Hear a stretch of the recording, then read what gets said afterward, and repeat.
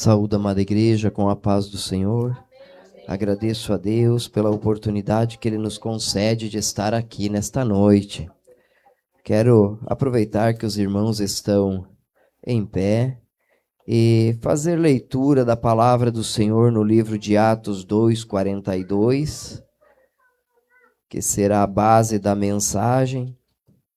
Eu louvo a Deus pela vida dos irmãos que estão aqui presentes, dos amigos. Sempre me alegro de ver o Valde aqui.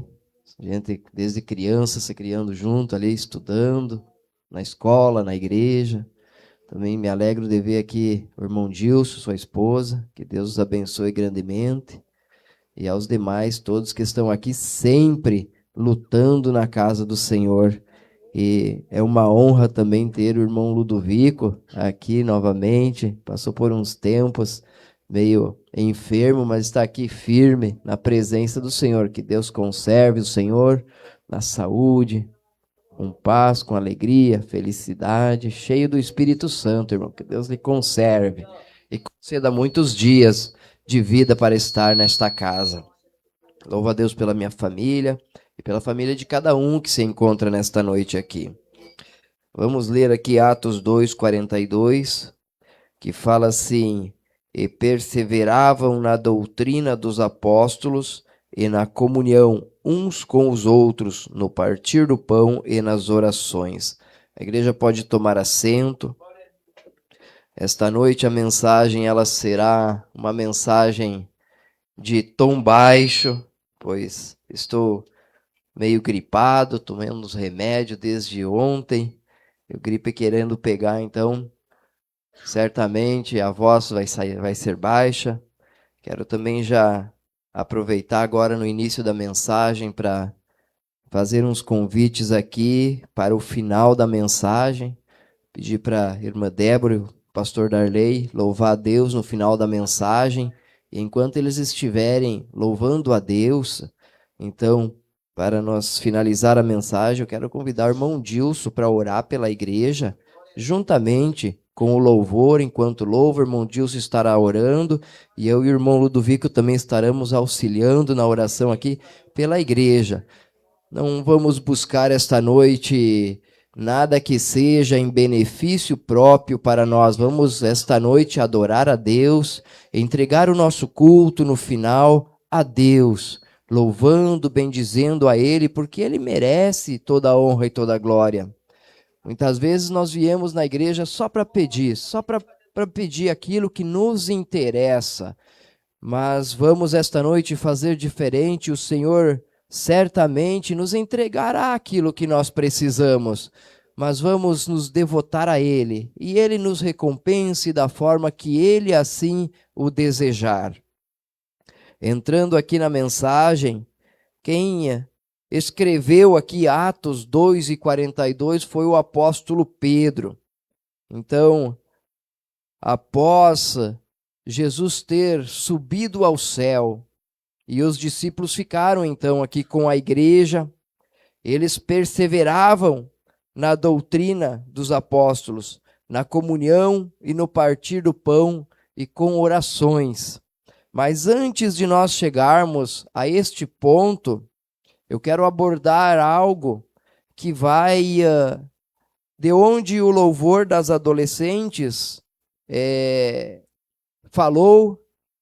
Começou então para que a igreja perceba o quão forte foi a mensagem das adolescentes aqui. Ela começou em Davi e se concluiu o louvor delas aqui depois do milênio, depois de 1000 anos do reinado de Cristo. Então, quero fazer menção aqui a respeito de algo.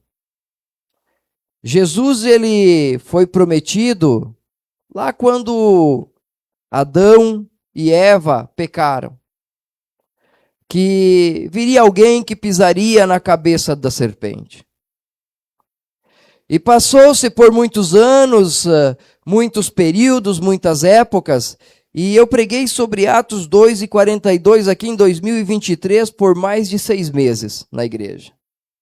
E teria a pregar aqui pela vida toda, só Atos 2:42. E não se esgotaria a mensagem. Porque diz assim, ó, e perseveravam na doutrina dos apóstolos. Então, se você quer perseverar na doutrina dos apóstolos, não tem limite essa mensagem. Ela é eterna. E então, Deus separa um povo, pela dificuldade do ser humano, pela dureza do coração, Deus separa Israel para ser um povo sacerdotal, um povo diferenciado, alguém que Deus pudesse dizer, esse povo me representa. Logo no início, esse povo não aceitou e pediu apenas que Moisés fosse o líder e que eles não queriam tratar com esse Deus que quando apresentado foram a Deus ali no monte, eles ficaram com medo, temeram porque Deus falava através de raios, trovões, aquele barulho, e eles ficaram com muito medo de serem exterminados ao pé do monte.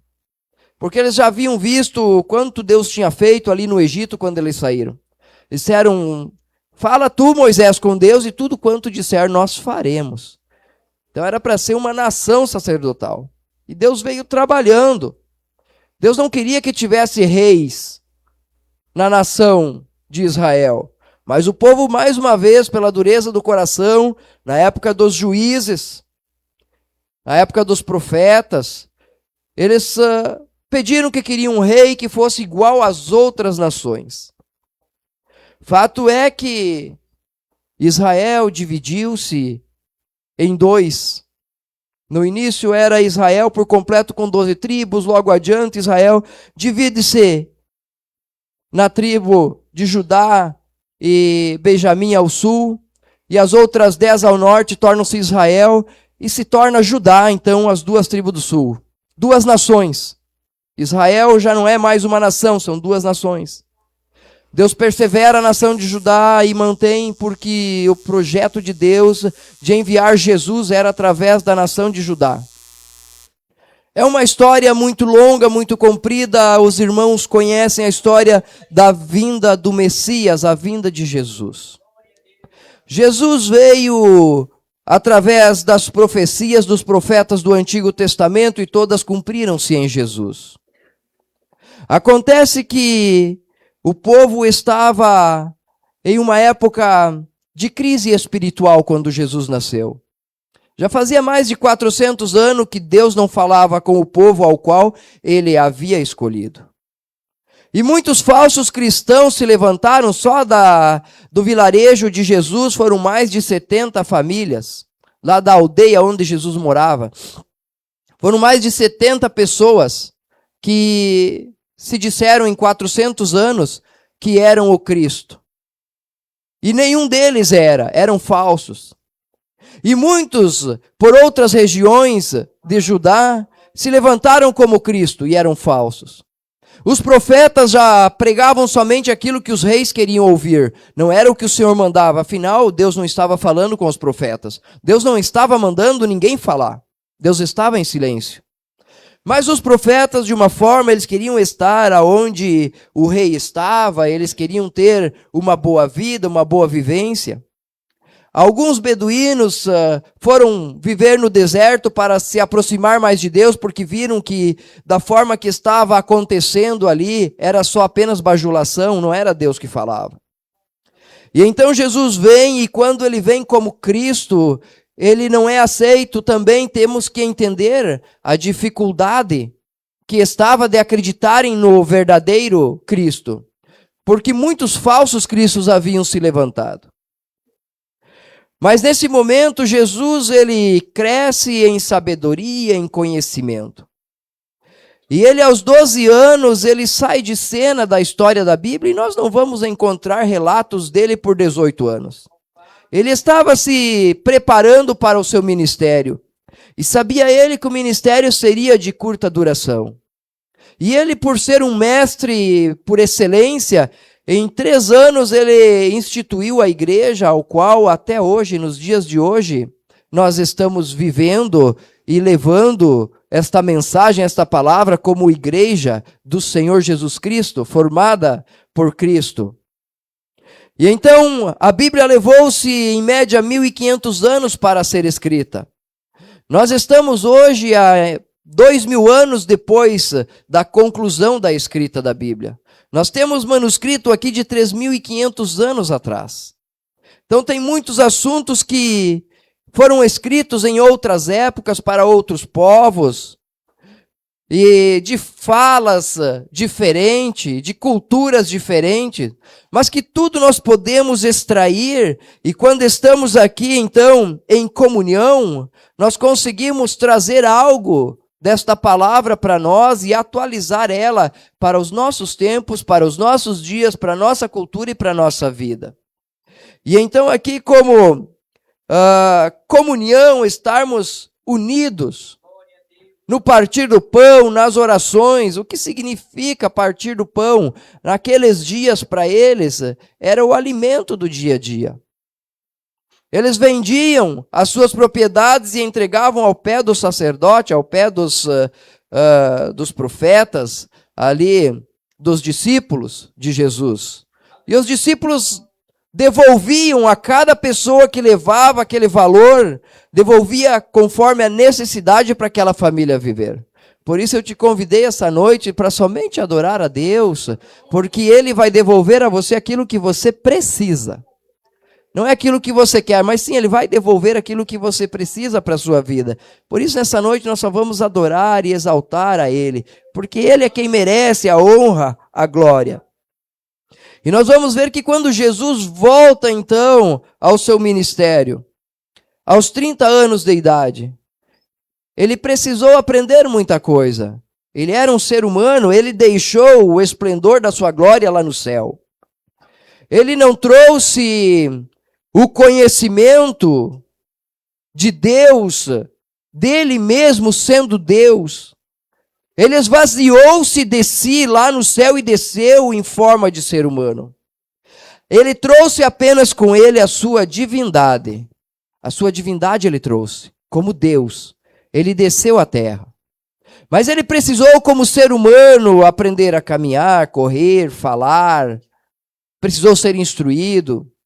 A escola com quem ele aprendeu muito foi com sua mãe Maria, ao qual lá na sinagoga ela aprendia como ser uma mãe, como ser uma esposa, como ser uma mulher, chefe de família. E todos os ensinos que tinha no templo para as mães, elas eram as professoras das famílias. Então cabia a ela ensinar o seu filho Jesus e os demais filhos que ela teve depois. E ela ensinou muito bem, mas Jesus precisou aprender, por isso a Bíblia diz que ele crescia em graça e sabedoria. Então esta sabedoria ele foi adquirindo, e ele precisou aprender. Nesses 18 anos ele trabalhou, ele viajou, trabalhou com o seu pai como carpinteiro, entre outras atividades que nós não temos elas relatadas na Bíblia, mas nós temos um período de 18 anos que Jesus estava se preparando. E quando Jesus se prepara, ele sabe que ele precisa de alguém para ajudá-lo. E ele vai buscar discípulos. E nos dias de hoje, nós temos uma dificuldade de gerar discípulos.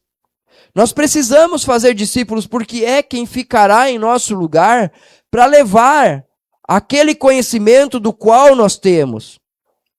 Porque de nada adianta nós ter conhecimento, sabedoria, e não passar para alguém, levar junto para o túmulo. Isso não vai adiantar de nada. Então precisamos fazer discípulos. E Jesus ele começa então a convidar, e ele convida pessoas de várias culturas. Ele convida pescador, ele convida doutor, ele convida cobrador de imposto, ele convida falsos. Inclusive Judas, sabemos que foi quem o traiu. Mas Judas era um contador, ele cuidava das finanças. Sua formação era contabilidade. Ele era especialista nisso. Fato é que Jesus faz os discípulos e segue. E então, numa das últimas caminhadas que ele sobe a Jerusalém, ele, antes da sua morte na cruz, ele convida somente aqueles que querem seguir com ele. E quando ele vai a Jerusalém, ele leva um público menor com ele. Porque chegando lá, ele sabia da sua morte. Mas no caminho de onde ele morava, que era na Galileia, para os irmãos entenderem bem, Judeia, Galileia e Samaria eram 3 povos nos dias de Jesus. Era o próprio Israel que já havia se fragmentado ao longo dos anos. Israel, ao passar de um tempo, ele foi invadido pela Síria e os povos foram levados cativos. Judá foi levado cativo, mas voltou a viver em Jerusalém novamente e tornou-se Judá. A Galileia já era uma região mais baixa, mais inferior dos mais pobres. Então esse povo se isolou na região mais baixa. Os mais ricos ficaram na região mais alta. E Samaria ficou um povo mesclado de outras nações, misturadas com o povo de Israel. Então apenas Judá se julgava ser a quem Deus tinha plano. Eles rejeitavam a Galileia e rejeitavam os samaritanos. Jesus, então, quando sobe para Judeia, para ir ao templo, e nesta viagem ele iria para a sua morte. Então ele avisa o povo da Galileia que somente fosse com ele aquele que quisesse negar a si mesmo, tomar a sua cruz e seguir a ele. Simbolismo de tomar a cruz nos dias de Jesus era considerar-se morto, porque a morte de cruz não tinha perdão. No momento que fosse para a cruz, seria crucificado, seria morto.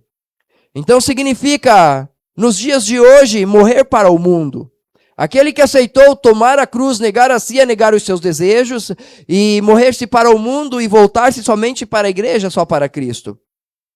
E naqueles dias subiram então um povoado de pequeno porte, juntamente com Jesus, e no caminho Jesus foi curando, Jesus foi libertando, Jesus curou cego, Jesus esteve na casa de Zaqueu, salvou a casa de Zaqueu. Houve alguns que não aceitaram Jesus, como o jovem rico, nessa mesma caminhada, ele ficou triste porque Jesus mandou ele vender ali os seus bens, os seus pertences, e seguir a Jesus, ele não quis. E nessa caminhada, por cerca de 9 dias, desde Galileia até a Judéia, Jesus passou por muitas cidades, passou noites nos vilarejos, posando, nas pousadas. Chegando em Jerusalém, começa então o rumor de que Jesus estava chegando para tomar o reino, para se apresentar como rei. Então Jesus manda buscar a jumentinha, tudo conforme os profetas haviam profetizado, porque sabia que quem passasse os portões de Jerusalém montado seria considerado rei. Então jamais alguém montado a cavalo passaria pelos portões de Jerusalém, eles matariam antes. Jesus pega a jumenta. E para que se cumprisse a Bíblia, a jumenta estaria acompanhada da sua mãe, a jumenta mãe.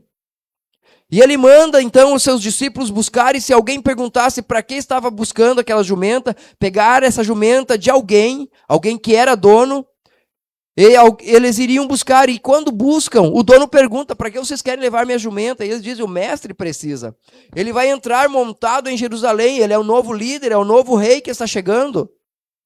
Então aquele tumulto se gera e todo mundo começa a enfeitar o caminho, a enfeitar a jumenta. Afinal, ele vai entrar montado nos portões de Jerusalém, ele será então declarado rei. Nós precisamos de um novo rei. O rei Herodes hoje está sacrificando o povo marginalizado, o povo que está às margens da cidade.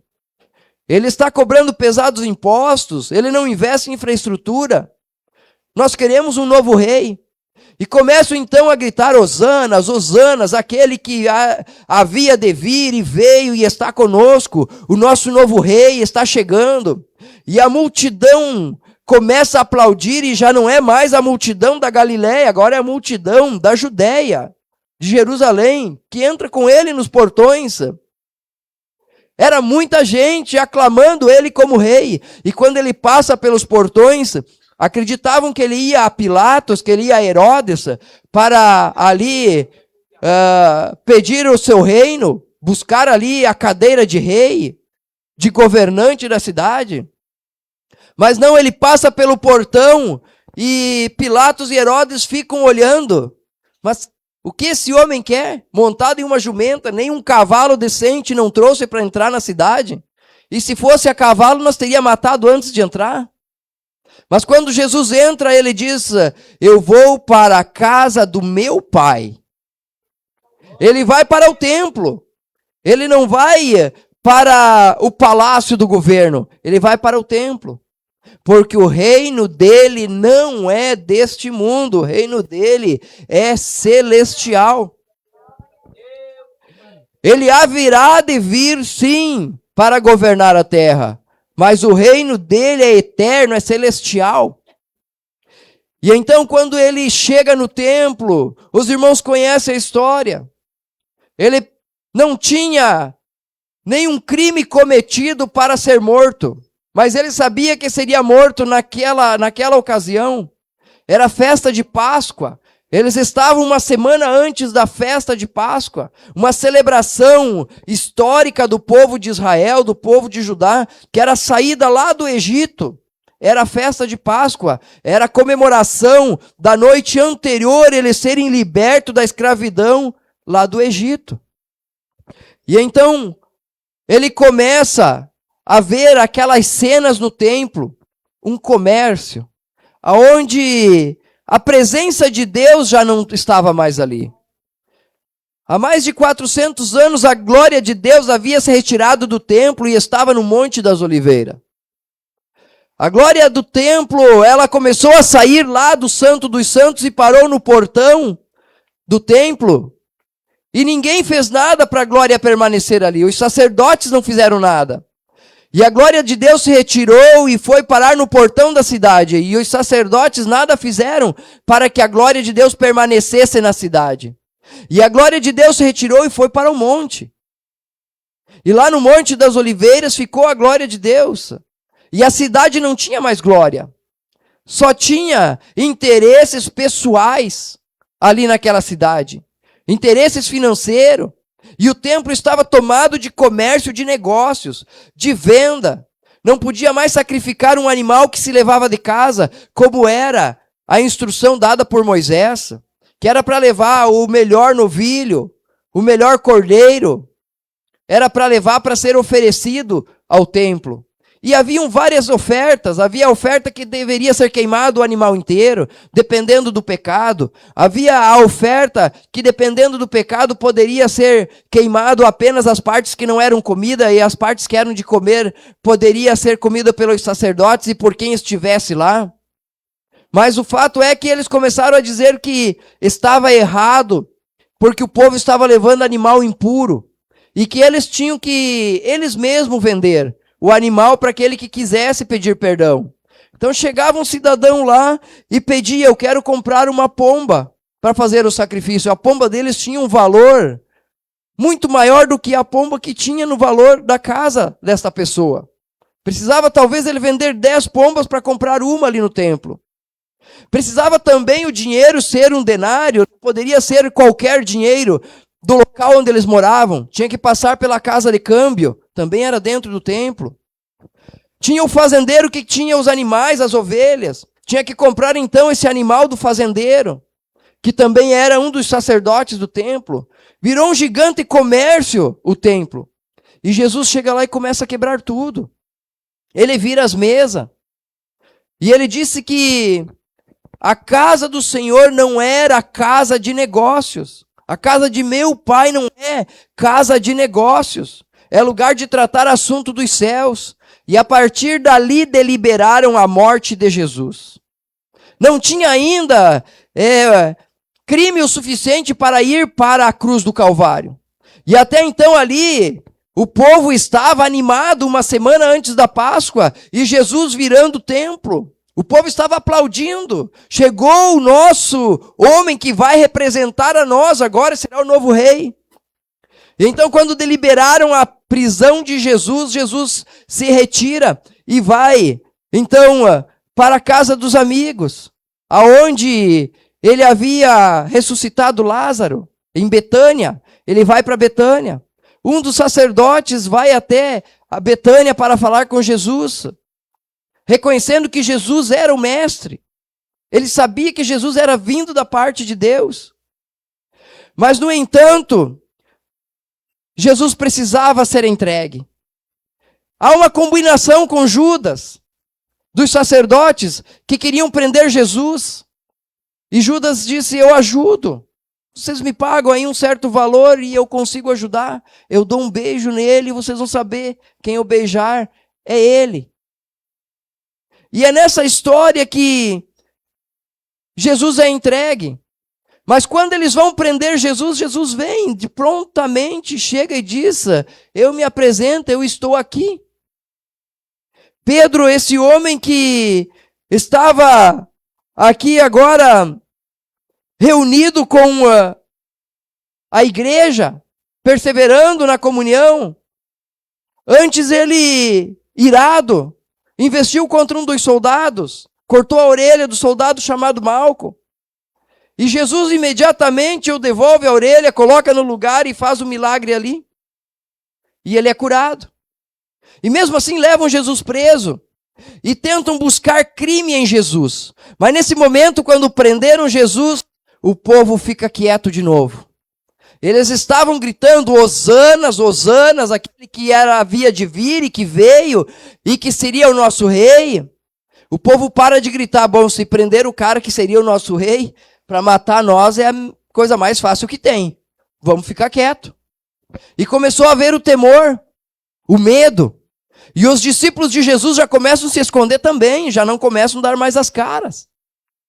E acontece que levam Jesus, passa o dia inteiro levando Jesus aos tribunais, perante o Sinédrio, perante Pilatos, Herodes. Pilatos era então um homem que estava ali amando de outra nação para cuidar de Israel, porque eles estavam ali tomando Israel para ganhar os impostos. Ele era romano. Roma estava buscando os impostos todos de Israel. Então ele estava acima de Herodes. Chegaram então em Pilatos. E Pilatos diz assim para ele, és tu que és o rei dos judeus? Porque o povo estava clamando que ele era o rei. E aí Jesus diz para ele assim, tu o dizes. Jesus não fala que é rei. E então, nesse momento, Pilatos diz, não vejo crime nesse homem para que ele seja morto. E então ele diz, eu lavo minhas mãos. Eu não vou mandar matar esse homem, ainda mais na cruz.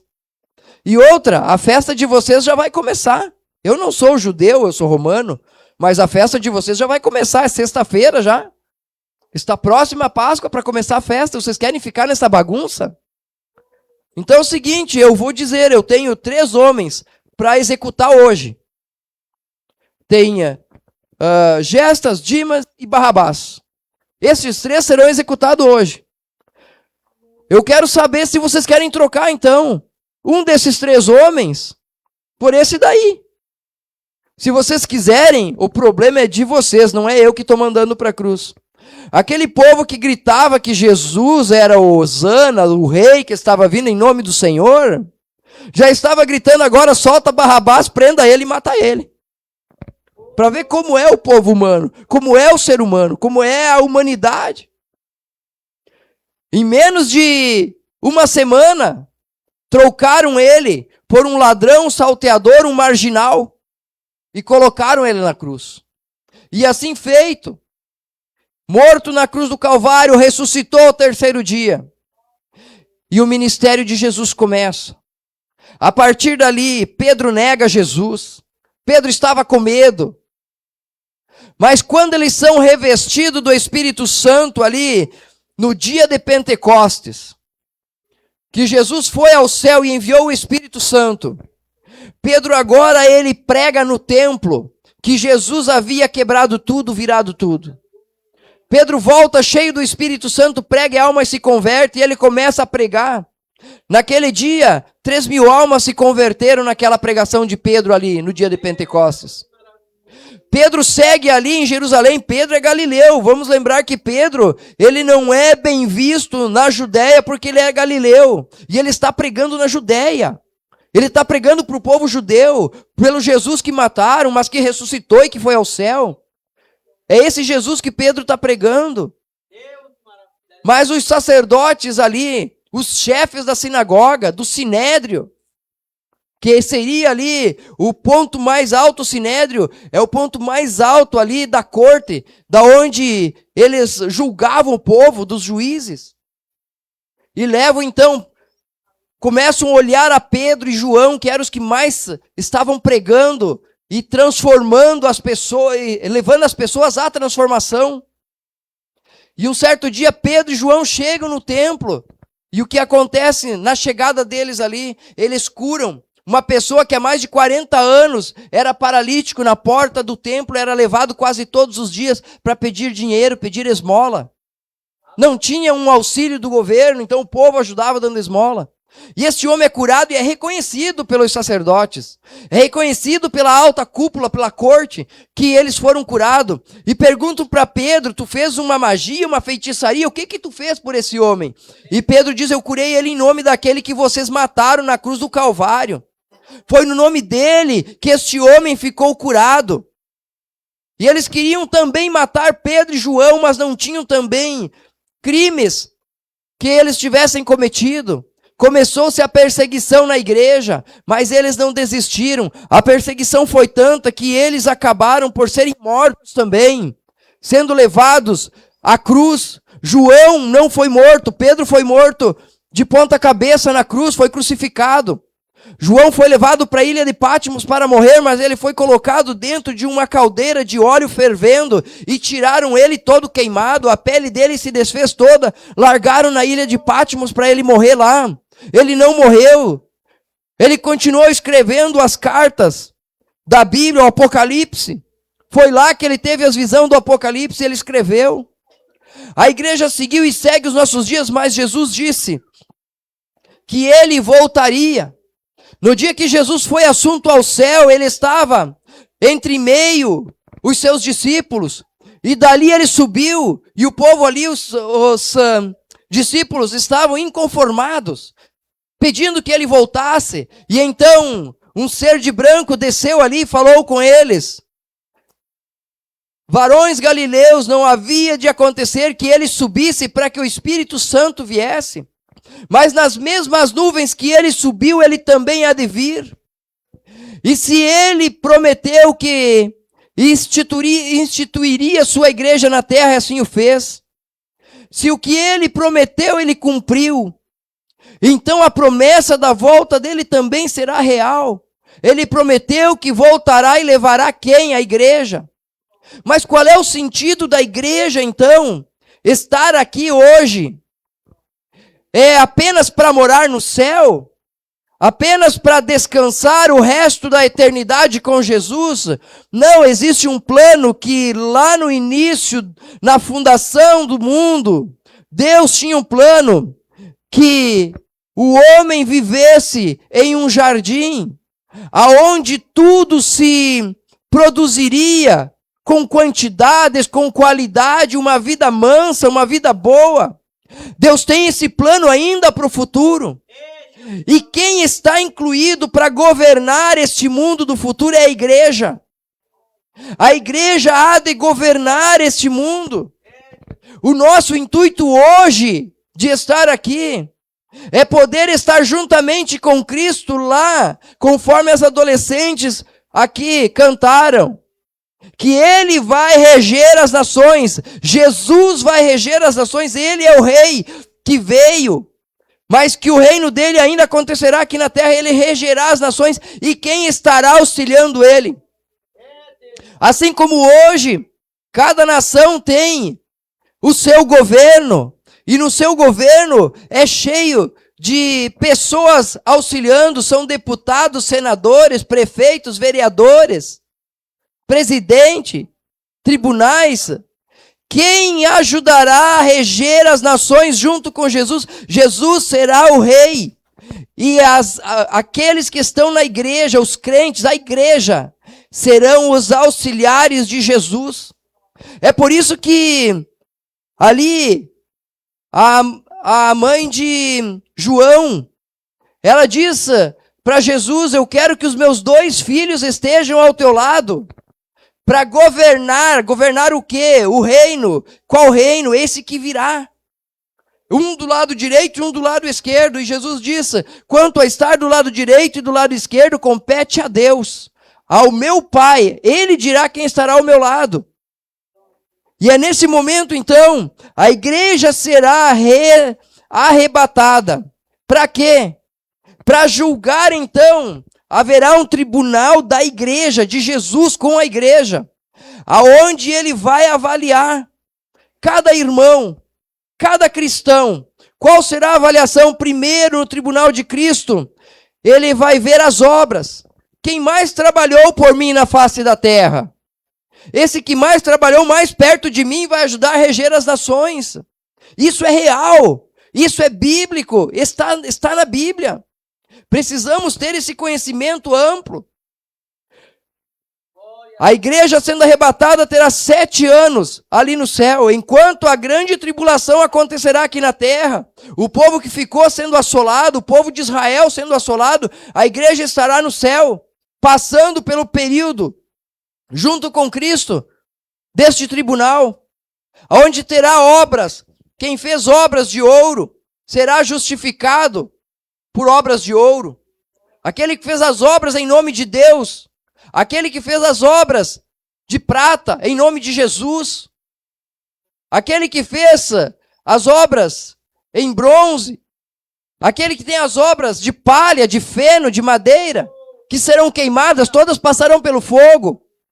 E de acordo com as suas obras, serão galardoados, ganharão os seus galardões. Quais serão os galardões? Serão os níveis de proximidade de Jesus para reger as nações, para governar as nações. Dentro desses 7 anos de julgamento no tribunal de Cristo, a igreja passando pelo tribunal de Cristo, o que acontecerá? Chegará ao final ali do tribunal, e há uma mesa farta na presença de Deus, aonde a igreja vai cear com o próprio Deus. A igreja passou por um tempo de avaliação, enquanto aqui na terra o povo que ficou está passando por tribulação. O anticristo se levantou, o governo do anticristo que quer governar o mundo, que começou então a governar o mundo, se dizendo que é o Jesus, que é o rei, que é ele que havia de vir e governar. Por 3 anos e meio ele governará de uma forma que trará todos para a sua aliança. A partir de 3 anos e meio ele começará a colocar pesados impostos, tributação forte, adoração a ele como rei. É o próprio Satanás se levantando para governar a terra. Israel não vai aceitar e começará a ser perseguido. Não somente Israel será perseguido, como todo aquele que não aceitar o número da besta. Aquele que não quiser aceitar este governo do anticristo começará a ser caçado, a ser morto. E então, quando Israel não aguentar mais a pressão, ele clamará a Deus que envie o verdadeiro Salvador, o verdadeiro rei, aquele que eles lá, há tanto tempo atrás, de hoje é 2000 anos atrás, eles não aceitaram e trocaram por aquele homem que era ladrão, malfeitor, e mandaram Jesus para a cruz. Então eles clamarão: manda, nós vimos que nós erramos no passado, e que o que nós acreditamos ser o rei vindo de Deus não é o anticristo. Envia-nos o verdadeiro. E então descerá Jesus. E aí descerá Jesus com quem? Com a igreja. E a igreja vai batalhar. E vai vencer essa batalha contra quem? Contra o anticristo. Contra as nações que estarão confederadas com o anticristo. É neste tempo que haverá o milênio. E neste milênio Jesus vai governar o mundo inteiro por 1000 anos. Satanás será amarrado. E então paz haverá na terra. O governo de Jesus virá. E é para isso que nós estamos nos preparando, para sermos os auxiliares de Cristo. A nossa vida aqui hoje é apenas uma gota, uma sementinha lançada para no futuro estar governando junto com Cristo. Quando você pensa qual é o fundamento de eu estar dentro da igreja, qual é o fundamento de eu ser cristão, o fundamento é esse: pequena sementinha sendo moldada para no futuro ajudar a governar as nações junto com Cristo. Eu quero te convidar a se pôr em pé, a minha esposa e o Darley, começar a louvar a Deus, porque nessa noite nós vamos adorar Ele por aquilo que Ele é, por aquilo que Ele fez e por aquilo que Ele há de fazer. Este é o Jesus que nós temos que louvar e adorar. Este é o Jesus que nós não estamos hoje aqui para somente precisar dele para os nossos problemas pessoais, mas que nós estamos aqui hoje adorando Ele, se preparando para que nós possamos um dia reinar com Ele e ser os seus secretários, ajudadores, os governantes. Vou convidar o irmão Dilson também para se pôr aqui, para vir aqui à frente. E enquanto for, pode ir louvando já. A Deus, aleluia. Nós vamos ir orando, porque é uma noite de palavras brandas, mas de palavras profundas, que você entenderá essa noite qual é o fundamento de você ser cristão. Este é o fundamento. Aleluia, Jesus. Nunca mais o mundo vai ouvir a voz. Aleluia. Santo, santo é o Senhor. Aleluia. E aqui da glória a Deus. Então eu vou te convidar a fechar os teus olhos nesse momento e juntamente com o irmão Dilson começar a orar a Deus e falar com Ele em agradecimento por aquilo que Ele é, por aquilo que Ele há de fazer por nós, e para que um dia nós possamos estarmos governando junto com Ele. Mais tristeza, solidão, morte, dor, angústia e lamentação. E também tudo isto nunca se mais essa enfermidade que tu aonde tu sentir. sente, eu te convido para colocar a mão. O Senhor vai libertar, porque esse Senhor é poderoso para fazer essa obra. Oh meu Deus, eu estou declarando, Senhor, Finalmente os seus venha operar na vida dos irmãos, Senhor. Penso até Essa enfermidade, meu Senhor, venha tocar com o seu poder, Senhor. Venha tocar com o seu poder sarador, ó Deus. Manifesta nessa noite, Senhor. Venha quebrantando os corações abatidos, Senhor. Venha quebrantando, Senhor. Aquelas vidas que não tem um encontro contigo, Senhor. Manifesta a sua glória nesta noite, ó Deus. Alavacina, calavati. Opera, Senhor. Não deixa eles perecer, meu Deus. Nessa tristeza dos corações, ó Deus.